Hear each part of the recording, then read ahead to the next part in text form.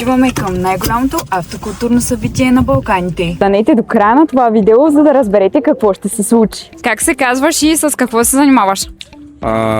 Казвам се Георги, тук се занимавам, забавлявам се, правим видеоблогове с моите, там двата апарата за кадра. Живея по принцип в България, Варна, правя дизайн и широкоформатна печат. Тук в България правят подобни услуги. И моето увлечение, моето хобби е автоблогове. И сега днес тук правим голямо видео за моят канал. И разбира се, че пристигна тук с кола от Top Rent Car.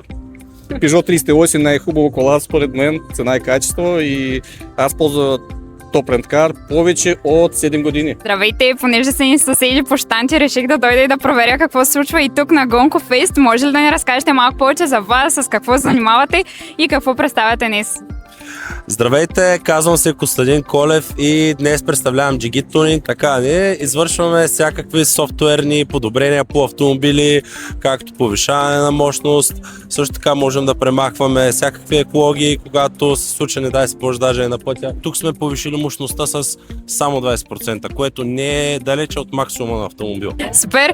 Докато ти въртиш колелото, може ли ти малко повече да ни разкажеш как ти се струва събитието, какви щандове видя и като цяло, кое ти е направо впечатление? Често казано, бил съм по много събития и съм бил извън България и в България. И като цяло това е едно от първите големи събития с голям мащаб. Честно, като откровенно мнение бих ви дал, че съм много впечатлен и от всичко. От организацията, от участието на състезателите в дрифта, допълнително да кажем и в колите. Всичко е огромно, с огромен мащаб, прекрасно и има занимания за всички хора. Особено много ми хареса и щанда тук, който виждам. И... Супер, сега можеш да спечелиш и готина награда. Нека да пробваме. Да завъртим, или? Давай. А кой ти е любимия автомобил? Моят. Ето този на тениската ми. Кой е той? Зеленият Lexus. Lexus ES300. Супер.